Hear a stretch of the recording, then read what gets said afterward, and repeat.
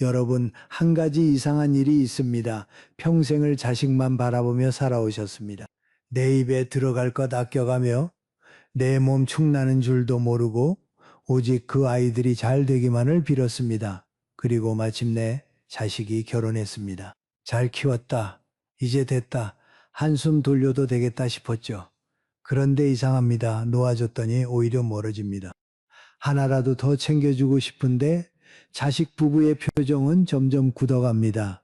명절에 와도 서둘러 떠나고 전화를 해도 어딘가 급합니다.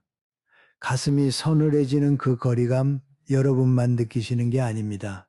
그런데 참 묘한 일이 있습니다. 어떤 부모는 자식이 결혼한 뒤 오히려 손을 거두셨는데 자식이 먼저 전화를 걸어옵니다. 며느리가 웃으며 안부를 묻고 사위가 존경의 눈빛으로 찾아옵니다. 도대체 이 부모들은 무엇을 내려놓은 걸까요? 무엇을 끊어낸 걸까요? 그리고 그 빈자리에 무엇을 채워넣은 걸까요? 오늘 저 김영석이 그 이야기를 빠짐없이 풀어드리겠습니다. 여러분, 하루에 여러분 이름을 불러주는 사람이 몇 명이나 됩니까? 이름입니다. 별명도 아니고 호칭도 아니고 여러분이 태어났을 때 부모님이 밤새 고민해서 지어주신 그 이름 말입니다. 젊었을 때는 이름이 참 바빴습니다. 친구들이 불렀고 직장 동료가 불렀고 남편이 아내가 불렀습니다. 그 이름 석자가 세상 어디에서든 나를 나로 서게 해줬습니다. 그런데 지금은 어떠십니까? 할머니, 어머님, 할아버지, 어르신, 저기요. 어느 순간부터 내 이름은 사라지고 누군가의 어머니, 누군가의 할아버지, 누군가와의 관계 속에서만 내가 존재하게 되었습니다. 한 번만 더 여쭤보겠습니다. 자녀분이 결혼한 뒤 누군가 여러분은 어떤 분이세요 하고 물으면 뭐라고 대답하십니까? 혹시 아직도 누구 엄마요? 누구 아버지요? 라고 대답하고 계시지는 않으십니까? 그게 틀린 대답은 아닙니다. 하지만 그 대답밖에 없다면 조금 쓸쓸한 일입니다. 오늘 우리가 나눌 이야기는 그 이름을 되찾는 일입니다. 부모라는 이름을 버리자는 것이 아닙니다. 그 이름 옆에 나라는 이름을 하나 더 세워놓자는 것입니다. 그러려면 먼저 놓아야 할 것들이 있고 그 빈자리에 채워야 할 것들이 있습니다. 여러분 지금 이 이야기를 아침에 듣고 계십니까? 저녁에 듣고 계십니까? 아침이시라면 숫자 1을, 저녁이시라면 숫자 1을 댓글에 남겨주십시오. 여러분이 하루 중 어느 시간에 제 이야기에 귀를 기울여 주시는지 저는 그것이 참 궁금합니다. 자, 그럼 첫 번째 이야기를 시작하겠습니다. 신어머님은 올해 71살이십니다.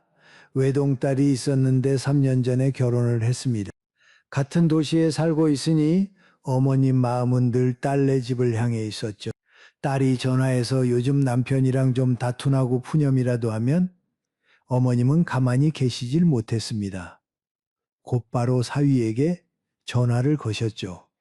자네, 내 딸이 얼마나 고생하면서 살림하는데 그러나 인생 선배로서 한마디 해줄 테니 잘 들어. 어머님은 그것이 딸을 지키는 가장 확실한 방법이라 믿으셨습니다. 그뿐만이 아닙니다. 토요일 저녁이면 김치를 담근 통을 들고 예고 없이 딸네 집을 찾아가곤 하셨습니다. 현관 비밀번호를 알고 계셨으니까요. 어느 날은 들어가셨더니 사위가 거실에서 게임을 하고 있었습니다.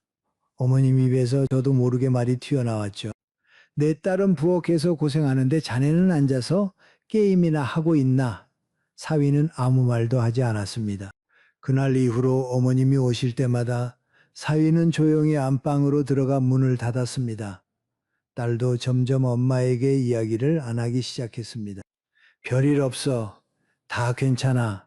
이 말만 반복했죠. 그러다 3년이 지났습니다.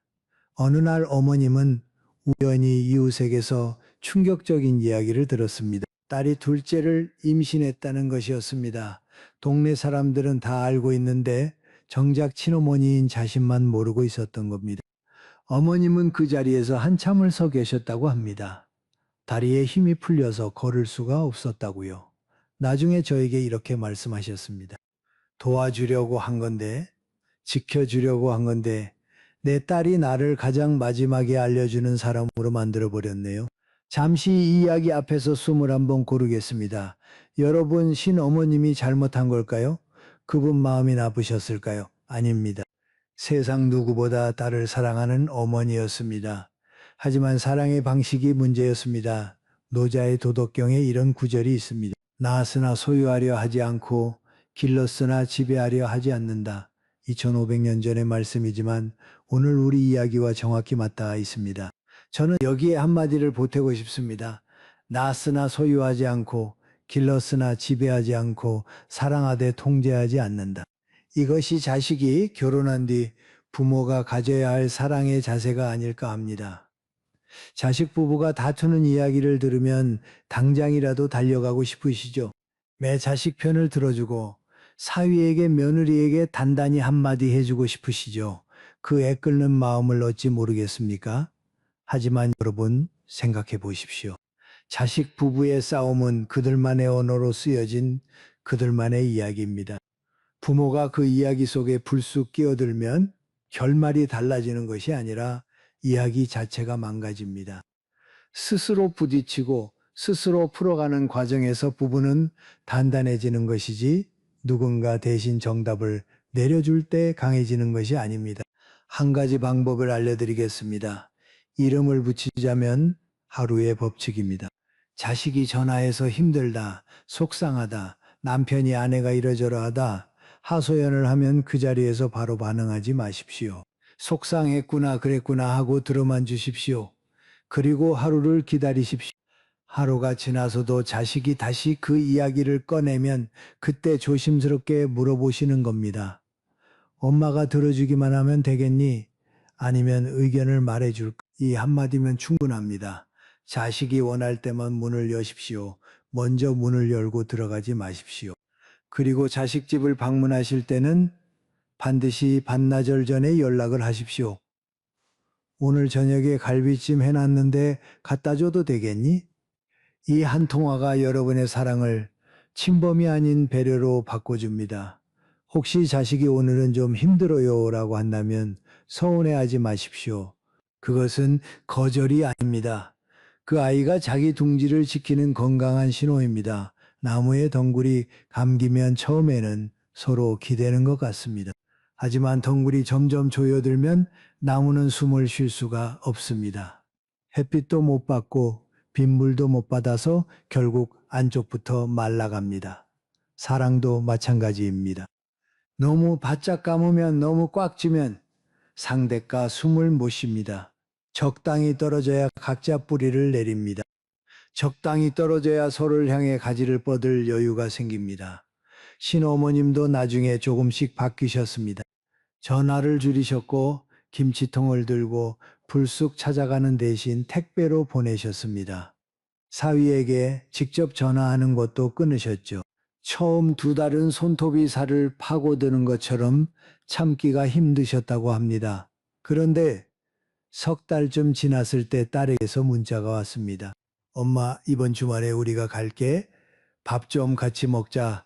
어머님은 그 문자를 읽고 한참 울으셨다고 합니다. 이번에는 서러운 눈물이 아니라 뜨겁고 고마운 눈물이었습니다. 여러분, 이 이야기를 들으시면서 혹시 내 이야기 같다고 느끼신 분 계십니까? 가슴 한쪽이 뜨끔하신 분 계십니까?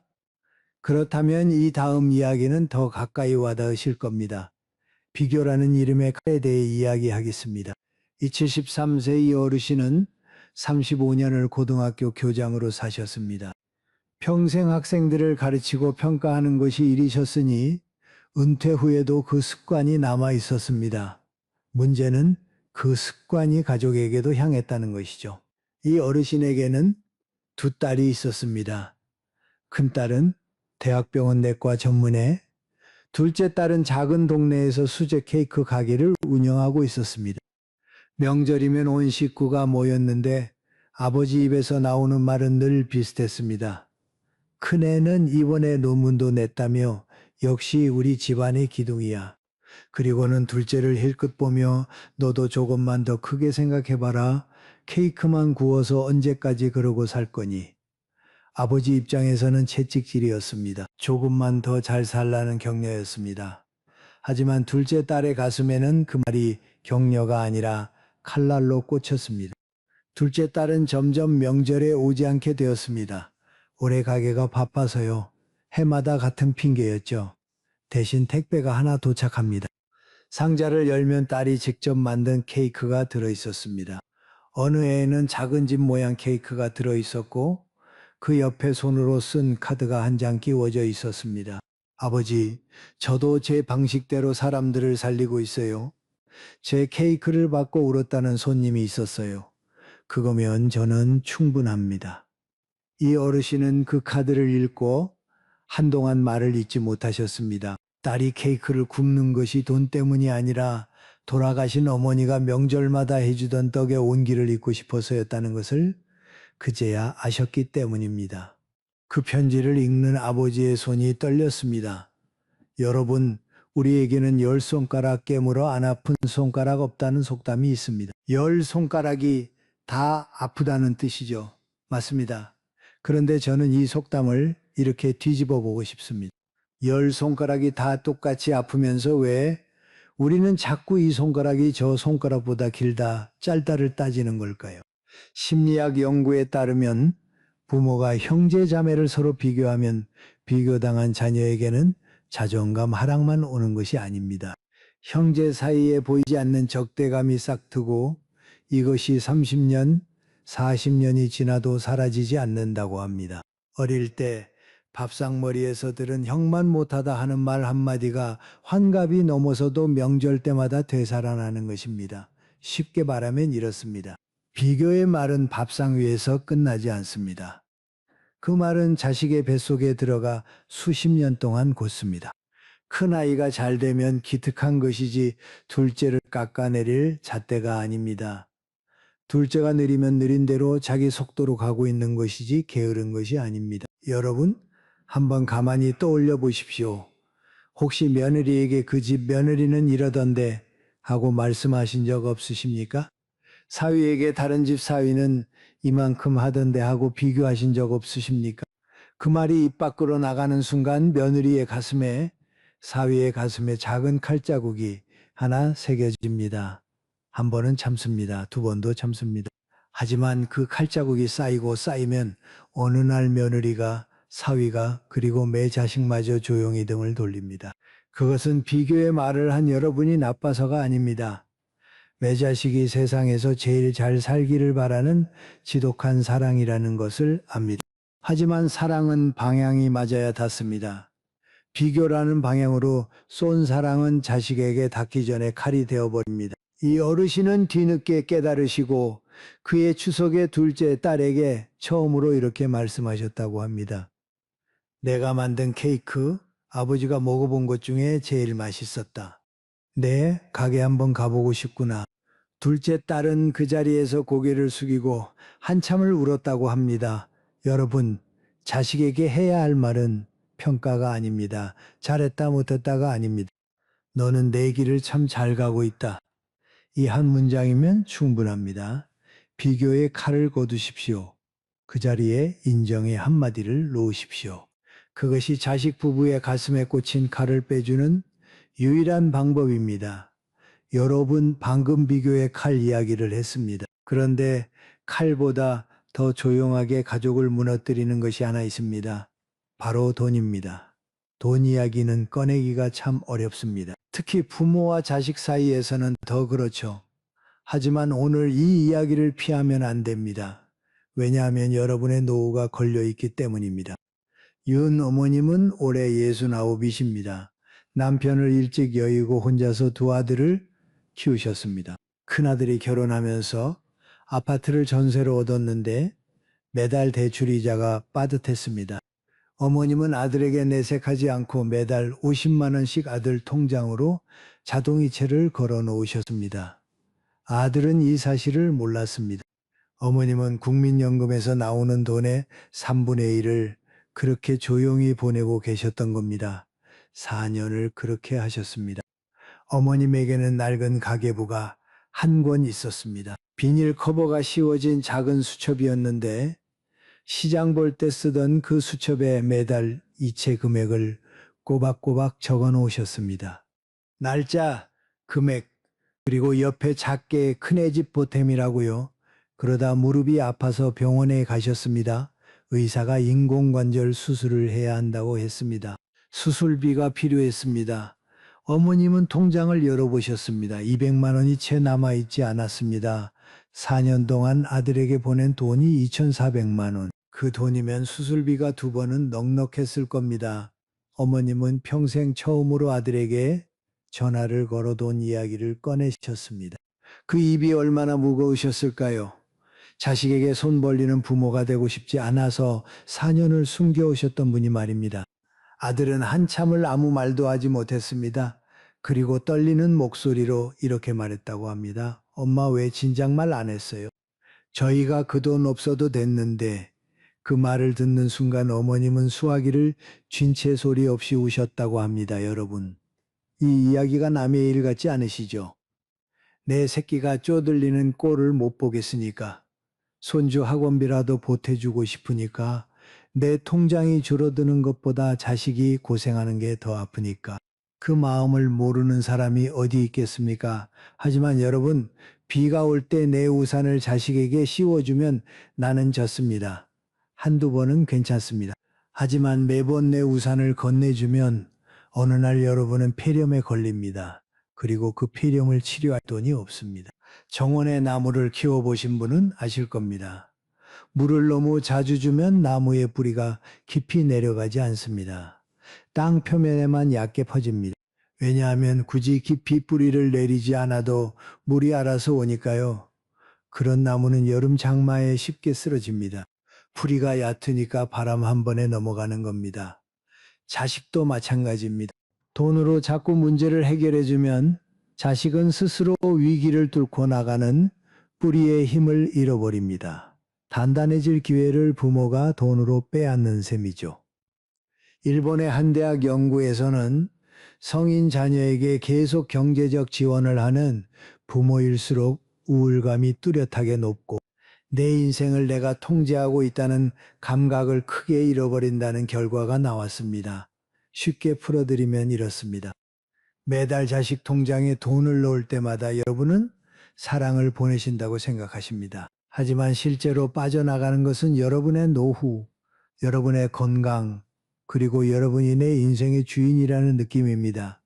그러면 어떻게 해야 합니까? 당장 내일부터 통장을 닫으라는 말이 아닙니다. 한 가지 원칙만 세우십시오. 저는 이것을 3등분의 원칙이라고 부릅니다. 매달 들어오는 연금이든 저축이든 3등분을 하십시오. 첫 번째 몫은 내가 먹고 사는 생활비. 두 번째 몫은 언제 아플지 모르는 나를 위한 건강 비상금. 세 번째 몫은 오직 나를 기쁘게 하는 일에 쓰는 돈입니다. 자식에게 줄 몫은 이 세 가지가 다 넉넉한 뒤에 그때 여유가 있으면 생각해도 늦지 않습니다. 그리고 자식에게 이렇게 말씀하십시오. 딱 한 번 분명하게 엄마도 이제 내 노후를 챙겨야 할 나이가 됐다. 너희가 건강하고 잘 사는 것이 엄마한테 가장 큰 효도다. 이 말을 꺼내는 순간 여러분 가슴이 너무 아프실 겁니다. 내가 자식한테 돈도 못 해주는 부모가 됐나 싶어서 눈물이 나실 수도 있습니다. 하지만 여러분, 이것만 기억해 주십시오. 자식에게 물려줄 수 있는 가장 큰 재산은 통장 잔액이 아니라 아프지 않은 부모입니다. 빚 없이 당당한 부모입니다. 자식에게 손 벌리지 않아도 되는 부모의 모습, 그것이 여러분이 줄 수 있는 최고의 유산입니다. 윤 어머님은 수술을 받으신 뒤 그 비닐 커버 가계부를 서랍 깊숙이 넣어두셨다고 합니다. 그리고 새 수첩을 한 권 사셨는데 거기에는 이번 달 나를 위해 쓴 돈이라는 제목을 붙이셨다고 하더군요. 그 이야기를 들었을 때 저는 참 오래 웃었습니다. 여러분, 지금 이 이야기들이 마음에 닿고 계시다면 구독 버튼과 좋아요를 한번 눌러주십시오. 여러분이 눌러주시는 그 작은 손길이 저에게는 이 이야기를 계속해도 된다는 따뜻한 허락입니다. 저는 그 허락을 받고 오늘도 다음에도 여기서 기다리겠습니다. 자, 이제 돈 이야기에서 한 걸음 더 들어가 보겠습니다. 돈보다 더 소중한 것이 무엇입니까? 여러분의 몸입니다. 강 할아버지는 올해 72이십니다. 40년 가까이 택시를 모셨습니다. 서울 골목길이란 골목길은 눈 감고도 다니실 만큼 운전이 곧 인생이셨던 분이죠. 2년 전에 은퇴를 하셨는데 아들 내외가 맞벌이를 하다 보니 초등학교 1학년 손자를 데려다 줄 사람이 없었습니다. 할아버지가 아시죠? 어차피 운전도 잘하시잖아요. 아들이 가볍게 부탁했고 할아버지는 당연하다는 듯이 고개를 끄덕이셨습니다. 매일 아침 8시에 손자를 태우고 40분을 달려 학교에 내려주고 오후 3시에 다시 40분을 달려 데리러 갔습니다. 하루에 왕복 3시간 가까이를 핸들을 잡고 계셨던 겁니다. 처음 몇 달은 괜찮았습니다. 손자와 차 안에서 노래도 부르고 간식도 먹고 그 시간이 할아버지에게는 세상에서 가장 행복한 시간이었습니다. 차 안수나 밤에는 항상 손자가 좋아하는 박하사탕을 넣어 두셨습니다. 그런데 1년쯤 지나자 눈이 침침해지기 시작했습니다. 야간에는 앞차 꼬리등이 2개로 보이고 비 오는 날에는 차선이 흐릿하게 겹쳤습니다. 하지만 할아버지는 말하지 않으셨습니다. 내가 이걸 못하겠다고 하면 아들 내외가 곤란해질 테니까 나 말고 누가 이 아이를 데려다 주겠나 그 생각뿐이었습니다. 그러던 어느 비 오는 수요일이었습니다. 학교 앞 사거리에서 신호가 바뀌었는데 할아버지 눈에 빨간불이 늦게 들어왔습니다. 급 브레이크를 밟았지만 차가 미끄러지면서 앞차 범퍼를 스쳤습니다. 큰 사고는 아니었습니다. 하지만 충격에 뒷좌석에서 손자가 울음을 터뜨렸고 할아버지는 갓길에 차를 세우고 핸들을 잡은 채 10분 동안 움직이지 못하셨습니다.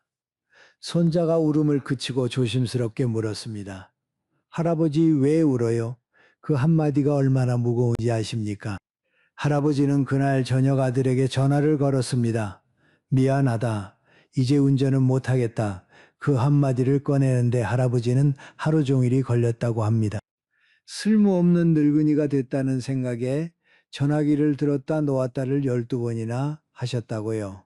하지만 그 전화 이후로 오히려 일이 좋은 쪽으로 풀렸습니다. 아들이 학원 통학 차량을 알아봤고 매주 토요일에는 손자를 데리고 할아버지 댁을 찾아왔습니다. 할아버지는 이제 핸들 대신 색종이를 잡으셨습니다. 손자에게 종이 접기를 가르쳐 주셨죠. 비행기를 접고 배를 접고 함께 창밖으로 날려보내는 토요일이 할아버지의 새로운 행복이 됐습니다. 손자가 어느 날 이렇게 말했다고 합니다. 할아버지 이제 박하사탕은 없지만 종이 비행기가 더 좋아요. 여러분, 하버드 대학교 보건대학원 연구에 따르면 손자녀를 주 30시간 이상 돌보는 조부모는 그렇지 않은 분들에 비해 심장질환 위험이 크게 높아지고 우울증 비율도 눈에 띄게 증가한다고 합니다. 쉽게 말하면 이렇습니다. 내 손자가 귀하지 않은 할머니, 할아버지가 어디 있겠습니까? 하지만 그 귀한 손주를 오래오래 안아주려면 내 심장이 먼저 건강해야 합니다. 다 내주고 쓰러지면 손주 졸업식도 못 보십니다. 그래도 자식 부부가 부탁하면 차마 거절하기가 어려우시죠? 거절이라는 말 자체가 부모 입에서 나오기 힘든 말이니까요.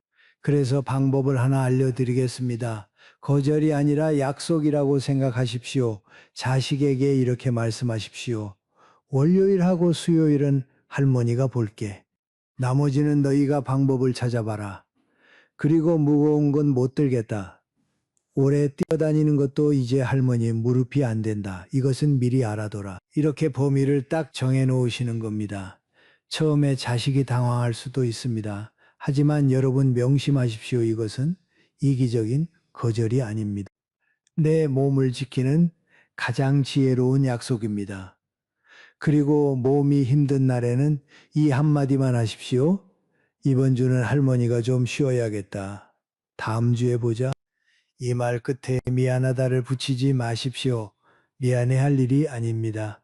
여러분 건강한 몸으로 오래 살아계시는 것이 손주에게 줄 수 있는 가장 크고 위대한 선물입니다. 내 새끼의 새끼인데 내가 안 보면 누가 보나. 이 생각을 이제 이렇게 바꿔보십시오. 내가 건강해야 이 아이의 졸업도 보고 결혼도 본다. 오래 봐야 진짜 사랑이다. 여러분, 지금까지 우리는 네 가지를 이야기했습니다. 자식의 삶에 끼어들지 않는 것, 비교의 칼을 거두는 것, 돈으로 사랑을 증명하려 하지 않는 것, 그리고 내 몸을 내주면서까지 손주를 떠안지 않는 것. 그런데 여러분, 이 네 가지를 다 내려놓고 나면 무엇이 남습니까? 솔직히 말씀드리겠습니다. 남는 것은 텅 빈 하루입니다. 아침에 눈을 떠도 달려갈 곳이 없고, 점심을 차려도 같이 먹을 사람이 없고, 저녁이 되면 텔레비전 소리만 거실을 채웁니다. 자식에게 향하던 관심을 거두면 처음에는 해방감이 아니라 공허함이 밀려옵니다. 어떤 분은 그것을 허전하다고 하시고 어떤 분은 쓸모 없어진 것 같다고 하십니다. 이 빈자리를 그냥 두시면 안 됩니다. 빈자리는 반드시 채워야 합니다.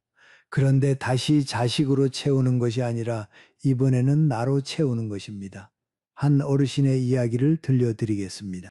한 할아버지는 올해 74이십니다.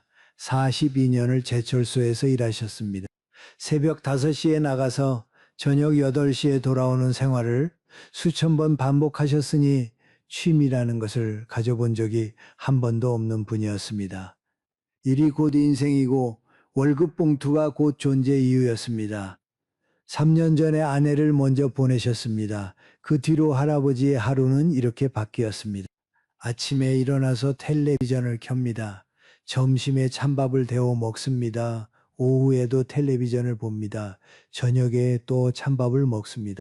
텔레비전을 끄고 잠이 듭니다. 화면은 켜져 있지만 무엇을 보는지 모릅니다. 소리가 필요했을 뿐입니다. 집이 너무 조용하면 아내 목소리가 들리는 것 같아서 그게 더 무서웠다고 하셨습니다. 딸이 보다 못해 동네 복지관에 서예반이 있으니 한번 가보시라고 등을 떠밀었습니다. 할아버지는 코웃음을 치셨죠. 이 투박한 손으로 붓을 잡으라고. 평생 쇠를 만지던 손인데 그래도 딸이 하도 졸라서 한 번만 가보겠다고 하셨습니다. 첫 수업날 할아버지는 교실 맨 뒷줄에 앉으셨습니다. 다른 어르신들이 붓을 움직이는 것을 멀뚱히 바라만 보셨습니다. 선생님이 먼저 써보시겠어요? 하고 붓을 건넸지만 할아버지는 손을 내저으셨습니다. 샘물 만지던 손이 두꺼워서 붓이 엉뚱한 방향으로 흘렀기 때문입니다. 그런데 둘째 주에 다시 가셨습니다. 셋째 주에도 가셨습니다. 왜 가셨는지 이유는 본인도 모르셨다고 합니다. 그냥 그 교실에 앉아 있으면 텔레비전 앞보다는 나았다고요. 셋째 주에 처음으로 글자를 하나 쓰셨습니다. 련참을린 어머니가 살아계실 때 부엌벽에 붙여놓으셨던 글자였다고 합니다. 어린 시절 배가 고파 울면 어머니가 그 글자를 가리키며 조금만 참아라, 참으면 나아진다 하셨다고요. 할아버지는 그 글자를 쓰다가 붓을 넣고 고개를 숙이셨습니다. 우셨습니다. 그날 이후 할아버지는 매주 글자를 한 자씩 쓰셨습니다. 그리고 그 글자를 집에 가져와 거실 벽에 하나씩 붙이셨습니다. 텔레비전이 꺼진 자리에 글씨가 하나둘 걸리기 시작했습니다. 어느 날 딸이 집에 왔다가 벽에 걸린 글씨들을 보고 한참을 서 있었다고 합니다. 그리고 이렇게 말했습니다. 아버지 살면서 이렇게 웃는 거 처음 봐요. 자식들 때문에 웃으시는 게 아니라 아버지 스스로 웃고 계시잖아요. 처음으로 자식 때문이 아니라 나 때문에 웃었다. 이 한 문장을 가슴에 천천히 새겨보십시오. 스웨덴 카롤린스카 의과대학의 연구에 따르면 그림을 그리거나 글씨를 쓰거나 음악을 하거나 손으로 무언가를 만드는 창작 활동을 일주일에 2번 이상 꾸준히 하는 노인은 그렇지 않은 노인보다 치매, 위험이 거의 절반 가까이 줄어든다는 결과가 나왔습니다. 대단한 작품을 만들어야 하는 것이 아닙니다. 글씨 한 자, 그림 한 장, 노래 한 곡, 일주일에 단 2번 시간을 잊어버릴 만큼 무언가에 빠져보시는 겁니다. 그것이 여러분의 뇌를 지키고 여러분의 하루를 지킵니다. 여러분의 인생을 밥상에 비유해 보겠습니다. 50년 동안 여러분은 밥을 짓는 사람이셨습니다. 반찬을 만드는 사람이셨습니다. 식구들 다 먹고 난 뒤에 부엌에서 마지막으로 찬밥을 드시는 사람이셨습니다. 그것이 여러분의 자리였죠? 이제는 그 자리를 바꾸십시오. 밥상 앞에 가장 먼저 앉으십시오. 첫 번째 수저를 드십시오. 그리고 가장 먹고 싶은 반찬을 가장 먼저 집으십시오. 그것이 이기적인 것이 아닙니다. 50년을 기다린 여러분의 정당한 차례입니다. 세네카라는 로마의 철학자가 이런 말을 했습니다. 인생은 짧은 것이 아니라 우리가 너무 많이 허비하는 것이다. 저는 이 말을 이렇게 바꾸고 싶습니다. 인생은 자식이 결혼했다고 끝나는 것이 아니라 그제야 비로소 나를 위해 시작되는 것이다. 다 늙어서 무슨 취미냐? 이 나이에 뭘 새로 배우냐? 혹시 이런 생각이 드십니까? 주책이 아닙니다. 그것은 여러분이 50년 동안 미뤄놓았던 나의 계절을 드디어 여는 것입니다. 부끄러운 일이 아니라 늦었지만 가장 용감한 일입니다. 자, 이제 오늘 이야기에서 가장 깊은 곳으로 들어가겠습니다. 여기서부터는 조금 아프실 수 있습니다. 하지만 이 이야기를 빼놓으면 오늘 제가 드린 모든 말씀이 반쪽짜리가 됩니다. 도 할머니는 올해 76이십니다. 아들이 셋인데 셋 다 잘 되었습니다. 큰아들은 대기업 부장이고 둘째는 취과를 운영하고 셋째는 중학교 교사입니다. 누가 봐도 자식 농사 잘 지은 어머니십니다. 그런데 할머니는 늘 서운하셨습니다. 설날에 새아들이 다 오면 누가 먼저 전화를 했는지 속으로 세셨습니다. 큰 며느리가 몇 시에 왔는지, 둘째 며느리가 부엌일을 얼마나 도왔는지, 셋째 아들이 용돈 봉투를 얼마짜리로 가져왔는지 하나하나 마음속에 장부를 쓰셨습니다. 그리고 명절이 끝나면 꼭 이렇게 투덜거리셨죠. 내가 이만큼 해줬는데 전화 한 통이 그렇게 어렵냐. 큰애는 와서 인사만 하고 갔어. 셋째는 용돈을 작년보다 줄였어. 자식들은 처음에 죄송해하다가 점점 지쳐갔습니다.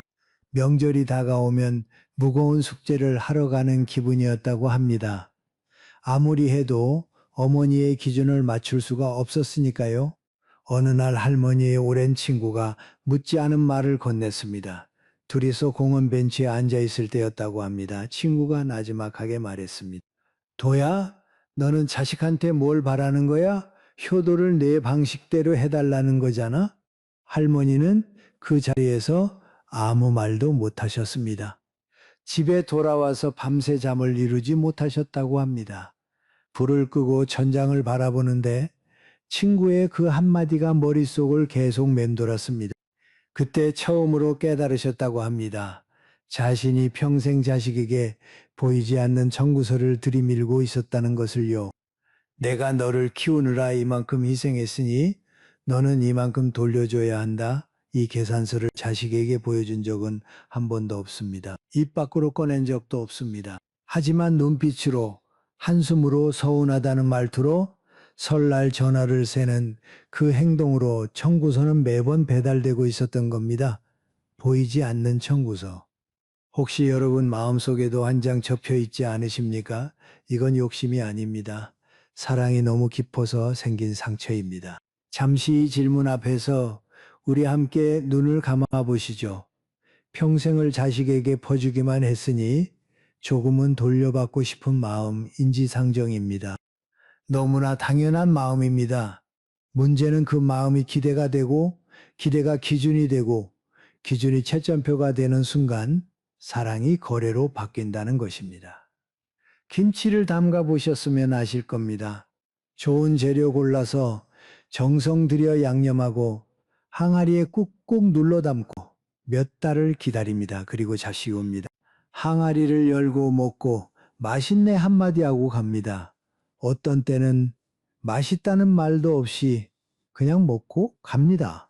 속이 상하시죠. 그 정성을 알아주지 않는 것 같으니까요.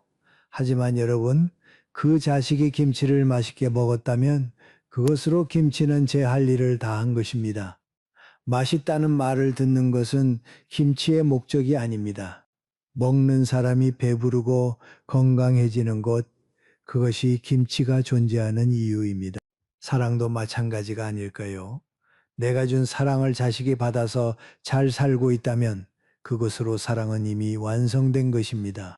감사하다는 말, 고맙다는 전화, 정해진 날짜에 찾아오는 방문, 이런 것들은 사랑의 조건이 아닙니다. 있으면 기쁜 것이고 없어도 내 사랑의 가치는 달라지지 않습니다.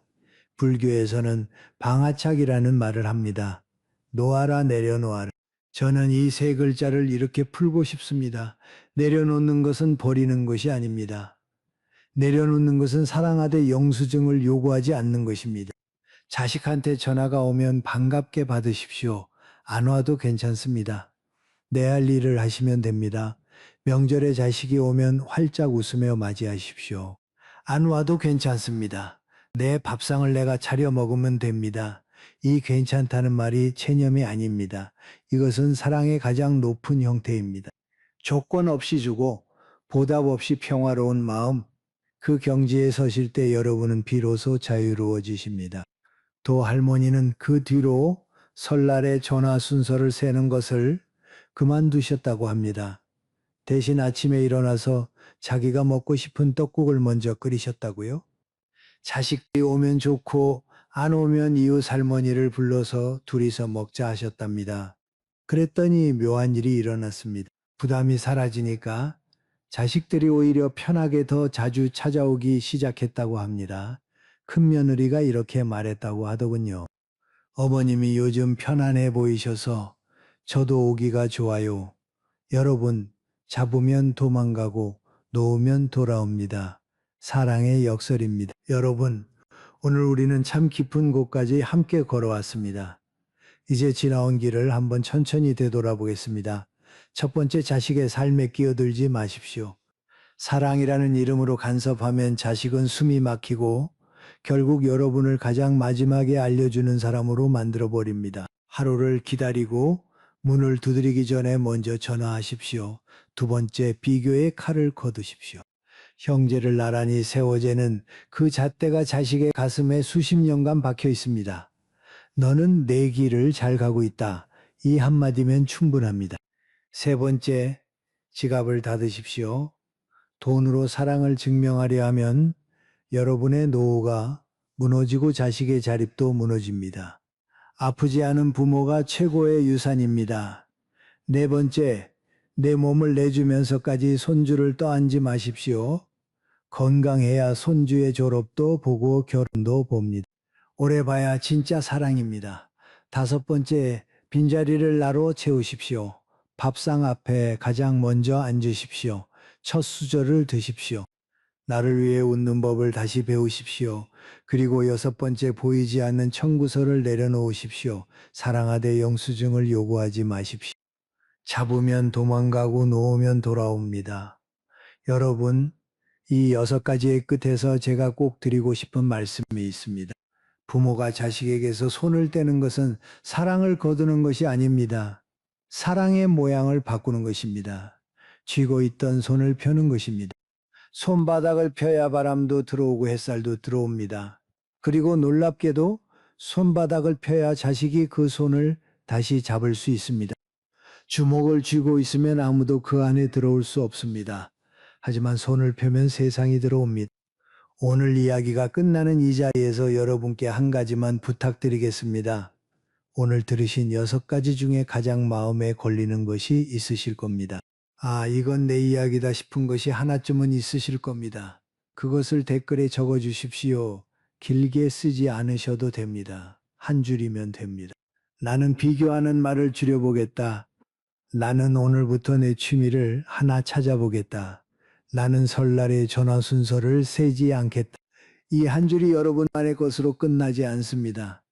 지금 이 영상을 보면서 몰래 눈물을 닦고 계실 어떤 어머니, 어떤 아버지가 여러분의 그 한 줄을 읽고 아, 나만 그런 게 아니었구나 하고 위로를 받으실 겁니다. 여러분의 댓글 한 줄이 누군가에게는 등불이 됩니다. 그리고 혹시 주변의 자식 때문에 마음고생하고 계신 친구분이 있으시다면 오늘 이 영상을 조용히 보내주십시오. 같이 봐라고 말씀 안 하셔도 됩니다. 그냥 링크 하나 보내시면 됩니다. 그 친구분도 오늘 밤 조금은 편하게 주무실 수 있을 겁니다. 여러분, 오늘 처음에 제가 여쭤봤습니다. 하루에 여러분 이름을 불러주는 사람이 몇 명이나 됩니까 하고요. 이제 제가 불러드리겠습니다, 여러분. 오늘도 수고 많으셨습니다. 여러분은 이미 충분히 좋은 부모이셨습니다. 이제는 충분히 좋은 나로 사셔도 됩니다. 누구의 어머니, 누구의 아버지가 아니라 그냥 나로 웃어도 되는 시간이 온 것입니다. 저 김영석은 다음에도 이 자리에서 여러분을 기다리겠습니다. 여러분이 걸어오신 길을 존경하고 여러분이 걸어가실 길을 응원합니다. 오늘 하루 바람이 좋은 하루 되십시오.